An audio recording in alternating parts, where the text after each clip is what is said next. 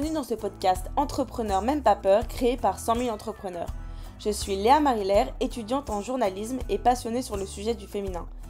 Savez-vous que seuls 30% des entreprises sont créées par des femmes en France et que ce chiffre n'évolue pas depuis plus de 10 ans ?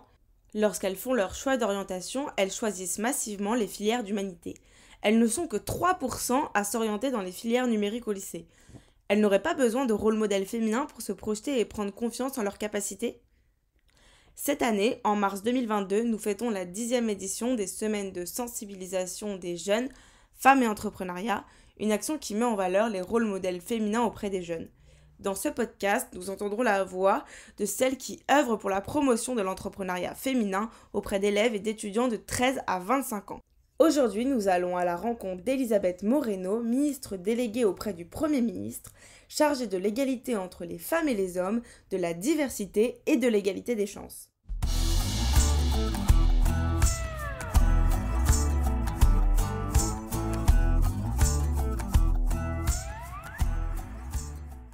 Elisabeth Moreno, merci de nous accorder cet entretien. Ce podcast Entrepreneur même pas peur est réalisé dans le cadre de la 10e édition des semaines de sensibilisation des jeunes, femmes et entrepreneuriat. On a souhaité vous interroger, vous, parce que vous êtes la ministre en charge de l'égalité entre les femmes et les hommes et que les sujets liés à l'entrepreneuriat féminin vous concernent tout particulièrement. Elisabeth Moreno, vous avez fait des études de droit, puis vous avez été entrepreneur à la tête de votre entreprise, puis au sein de grands groupes. Aujourd'hui, vous êtes ministre. Ce parcours était-il tout tracé ? Bonjour Léa Marilaire, c'est un plaisir pour moi de répondre à vos questions pour 100 000 entrepreneurs. Je ne peux pas vous dire si ce parcours m'était prédestiné. Ce que je peux vous dire, c'est que j'ai toujours été engagée dans tout ce que j'ai fait. La plupart des gens connaissent mon parcours en tant qu'entrepreneur dans des milieux extrêmement masculins, puisque une fois que j'ai eu terminé mes études de droit, je me suis lancée dans l'entrepreneuriat dans le monde du bâtiment, de l'isolation thermique pour être plus précise. Et puis ensuite, j'ai commencé par co-créer ma première entreprise que j'ai dirigée une petite dizaine d'années. Et puis après, je suis rentrée dans le monde des nouvelles technologies que je n'ai plus quitté, où j'ai passé 20 ans. Et où j'ai travaillé dans des très grands groupes européens, américains et asiatiques. Je dois vous avouer que je n'aurais jamais imaginé qu'un jour je deviendrais ministre parce que je ne m'étais jamais approchée de près ou de loin de la politique. Mais en vérité, la politique, c'est quelque chose que l'on fait différemment. Enfin, la politique peut se trouver dans tous les espaces de la vie. J'ai toujours été très engagée dans les associations de femmes, de Women Empowerment. J'ai toujours été très impliquée dans les associations liées à l'éducation des jeunes défavorisés. J'ai été impliquée dans tous les sujets d'intégration. Et donc, quelque part, je faisais de la politique sans m'en rendre compte, simplement parce que je suis quelqu'un d'engagé. C'est pour ça que lorsque le Premier ministre Jean Castex m'a proposé de rejoindre ce gouvernement, j'ai d'abord été surprise parce que je n'avais jamais fait de politique, et ensuite, ça a fait du sens parce que ce ministère représente tout ce pourquoi je me suis battue toute ma vie. Je suis en charge de l'égalité entre les femmes et les hommes, et je ne comprends pas toujours pourquoi en 2021-22, les femmes ne sont pas traitées de la même manière que les hommes, pourquoi elles subissent des violences, pourquoi elles n'ont pas accès aux mêmes opportunités, pourquoi c'est toujours plus difficile et plus compliqué pour elles de s'accomplir et de se réaliser. J'ai la responsabilité des personnes LGBT+, je ne comprends pas pourquoi on discrimine les gens du fait de leur orientation sexuelle ou de leur identité de genre. J'ai en charge la diversité. Notre monde est divers, chaque individu est divers, et pourtant la diversité est souvent exclue.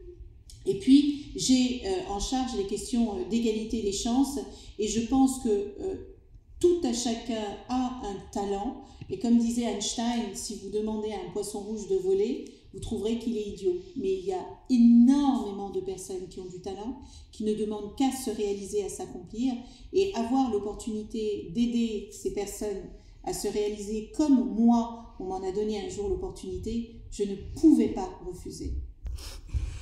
Votre ministère est partenaire de l'opération des semaines de sensibilisation des jeunes, femmes et entrepreneuriat depuis sa création en 2013. Vous pouvez nous dire pourquoi ? D'abord parce que j'adore les anniversaires. et que 10 ans, ça se fête. C'est le début de la maturité. Ensuite, parce que je pense qu'il est extrêmement important de sensibiliser les filles dès le plus jeune âge aux questions d'orientation scolaire et professionnelle. Je vais vous raconter une anecdote. Quand j'étais plus jeune, quand j'ai annoncé à mon CPE que je voulais devenir avocate, il m'a dit non, ce serait mieux pour toi que tu fasses un CAP. À l'époque, je ne savais pas, j'ai absolument rien contre les CAP. Mon frère a fait un CAP, c'est pas le sujet. Je lui ai posé la question, je lui ai dit mais est-ce qu'avec un CAP, je pourrais devenir avocate? Il m'a dit non, mais c'est pas fait pour toi. Parce que dans son esprit, je pense qu'il n'était pas possible qu'une jeune fille noire issue d'une famille très modeste ne se donne pas la possibilité d'oser faire des choses grandes parce qu'on nous explique si souvent que telle chose n'est pas fait pour nous, que peut-être c'est mieux de prendre une autre direction. Moi, je crois que les femmes ont des talents, des potentialités, des capacités extraordinaires. Elles ne manquent pas de capacités, elles manquent d'opportunités de se réaliser et je crois que c'est exactement ce que fait 5000 entrepreneurs. Et l'événement du 7 mars montre vraiment l'importance d'une alliance entre les pouvoirs publics, les entreprises et les associations pour pouvoir faire bouger les lignes. Et le fait qu'il y ait un maillage territorial extrêmement large, parce que je crois que ça couvre 10 régions, eh bien, je pense que c'est essentiel parce que les talents sont dans les zones rurales, ils sont dans les zones urbaines, ils sont sur les territoires ultramarins, et ce maillage-là peut nous permettre d'aller découvrir des pépites en France partout où elles se trouvent. Et puis, laissez-moi finir sur l'idée du speed meeting entre les jeunes collégiennes, lycéennes et les entrepreneurs. C'est tout à fait concret. Peut-être qu'elles vont trouver leur futur mentor, peut-être qu'elles vont élargir leur réseau et ces rencontres vont leur permettre finalement de se projeter dans l'avenir et de se dire mais pourquoi pas moi? D'accord. Vous l'avez déjà un petit peu évoqué auparavant, mais sensibiliser les jeunes, en particulier les jeunes filles, à l'esprit d'entreprendre, en quoi cela fait-il écho en vous? Eh bien, je crois que si je n'avais pas été entrepreneur dans ma vie très jeune, je ne serais pas là où je suis aujourd'hui. Parce que entreprendre, c'est pas seulement se lancer dans une aventure économique. Entreprendre, c'est d'abord et avant tout entreprendre sa vie. C'est prendre son destin en main, c'est de se dire que indépendamment de ce que peuvent rêver pour nous nos parents, indépendamment de la direction que les professeurs peuvent vouloir nous donner, indépendamment de ce que la terre entière voudrait qu'on fasse, ce qui compte, c'est ce que nous, on a envie de faire. Ce sont les rêves et les ambitions que nous portons en nous et que parfois nous n'osons même pas partager, tellement on a peur de paraître ridicule. Moi, j'ai eu des rêves professionnels que j'ai mis longtemps à partager, tellement j'avais peur qu'on se moque de moi. Et l'entrepreneuriat, ça n'est rien d'autre que suivre ses rêves et se donner la possibilité de réussir là où certains ne croient pas en vous. Voyez-vous? Et moi, j'ai entrepris, par exemple, parce que je ne trouvais pas, ou en tout cas, on ne m'offrait pas les opportunités professionnelles dont je rêvais. C'est ce qui m'a poussée à entreprendre. Et le fait d'avoir entrepris et d'avoir ma propre entreprise m'a permis de découvrir tous les métiers d'une entreprise. Parce que quand vous créez votre boîte, vous devez être dans les ressources humaines, dans le marketing, dans le commercial, dans la comptabilité. Enfin, vous touchez à tous les métiers dans une entreprise. Et ça donne des ailes. Parce que finalement, vous êtes tellement responsable de votre destin, vous ne pouvez compter que sur vous-même. Si vous avez un partenaire, un associé, mais généralement, vous êtes peu. Et vous devez vous battre pour réussir. Et ça, c'est une magnifique manière d'apprendre et d'embrasser le monde professionnel.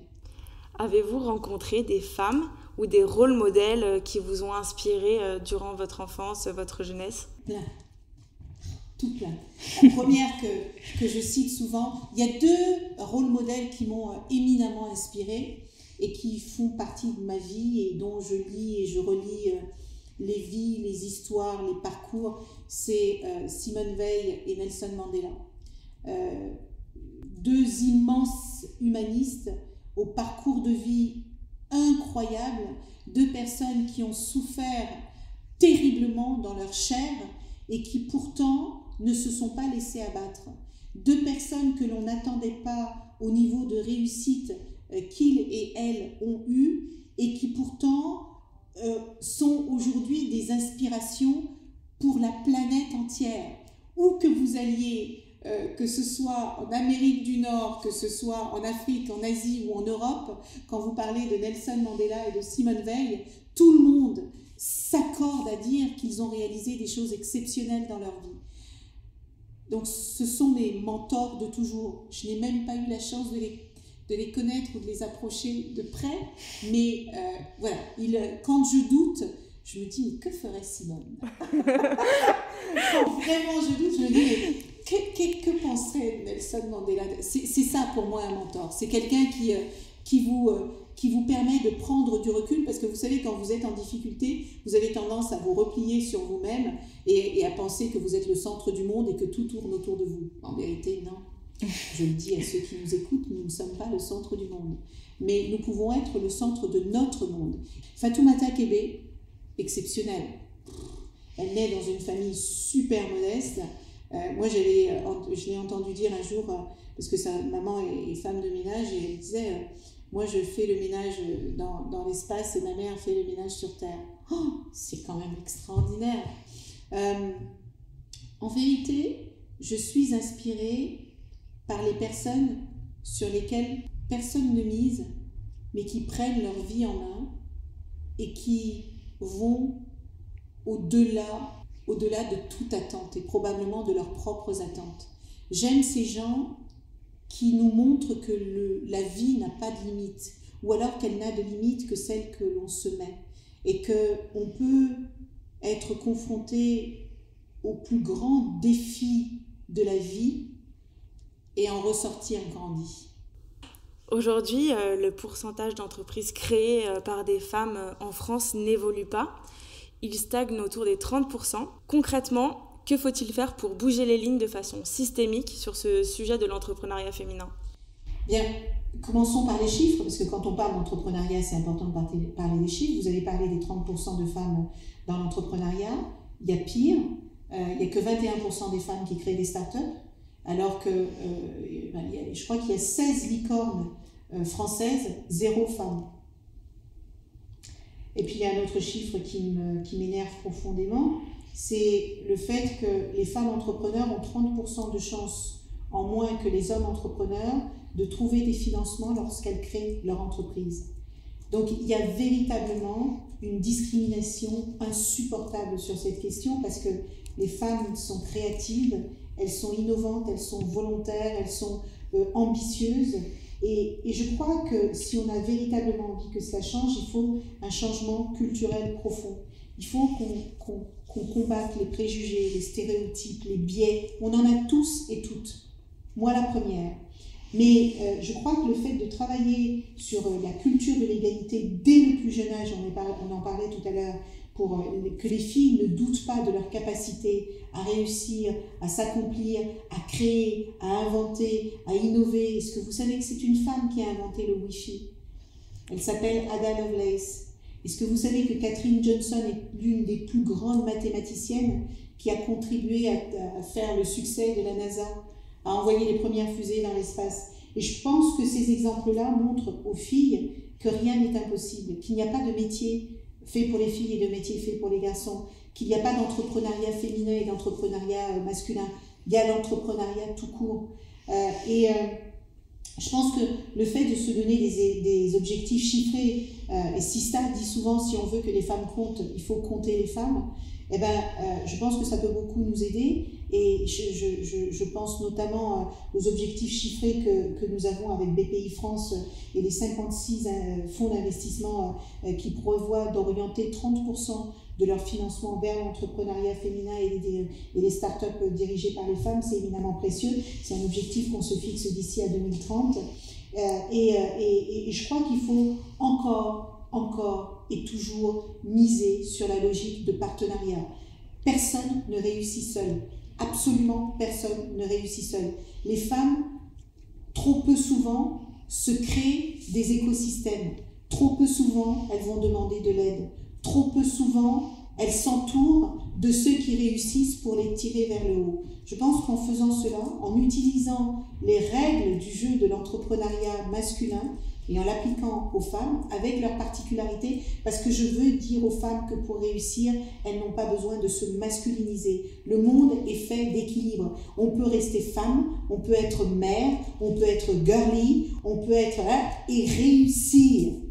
Donc il faut absolument que les femmes restent femmes et qu'elles réussissent en tant que femmes, pas qu'elles réussissent comme des hommes. La question signature de notre podcast, c'est un message à adresser aux jeunes filles. Que diriez-vous aux jeunes filles qui ont des choix d'orientation à faire et à celles qui aimeraient, pourquoi pas, se lancer dans l'entrepreneuriat? Je voudrais leur partager l'une de mes citations préférées qui est de Goethe. Et je voudrais leur dire d'oser. Goethe dit « Quoi que vous rêviez d'entreprendre, faites-le. L'audace a du talent, l'audace a du génie, l'audace a de la magie. » Et je leur dirais que personne ne sait mieux qu'elles ce qui est bien pour elles. Et je leur dirais que si trop souvent elles rêvent de quelque chose, qu'elles s'accrochent à ce rêve parce qu'il est unique et il leur appartient, et il leur envoie des signaux de ce qui les rendra heureuses. Et Léa, si vous le permettez, je voudrais aussi envoyer un message aux garçons. Parce que peut-être que certains jeunes hommes se disent aujourd'hui « mais mon Dieu, il n'y en a que pour les filles ». Je voudrais leur dire que la raison pour laquelle on parle tellement des filles aujourd'hui, c'est parce qu'elles partent de beaucoup plus loin, parce qu'elles ont beaucoup moins de chances de s'accomplir et parce qu'elles ont un poids de notre système patriarcat qui pèse sur leurs épaules. Mais je voudrais dire aux jeunes hommes que ça n'est pas leur responsabilité et qu'ils peuvent faire autrement. Ils peuvent faire autrement pour eux, ils peuvent faire autrement pour leurs sœurs, pour leurs nièces, pour leurs cousines, parce que je suis convaincue qu'un monde plus équilibré, un monde plus juste, un monde plus égalitaire est un monde meilleur pour tout le monde. Et je voudrais dire à ces jeunes hommes que eux aussi, ils peuvent entreprendre, que eux aussi, ils ont la possibilité de s'inspirer de chefs d'entreprise qui se sont accomplis, qui se sont réalisés. Et je voudrais leur donner un conseil, c'est simplement de ne pas hésiter à regarder vers ces métiers qu'on dit féminins. Il n'y a pas de métier féminin et de métier masculin. Il y a juste les métiers qu'on aime et qui nous font vibrer. Alors, jeunes hommes, je compte sur vous pour deux choses. La première, c'est que vous respectiez toutes les femmes du monde. Et la deuxième, c'est de vous dire que nous avons besoin de vous pour créer, inventer et innover le monde de demain. Merci beaucoup Elisabeth Moreno pour cet entretien pour notre podcast Entrepreneur même pas peur. C'était très inspirant. Merci Léa Marie-Laire et plein de belles choses à toutes les jeunes filles qui nous écoutent. Dans le prochain épisode, nous irons à la rencontre de Victoria Roa Stevenson. Sa rencontre avec des femmes entrepreneurs lorsqu'elle était étudiante a changé sa vie. Ce podcast est réalisé par Léa Marie-Laire, montage de Jean-Thierry Caressa et musique originale de Samuel Lombroso.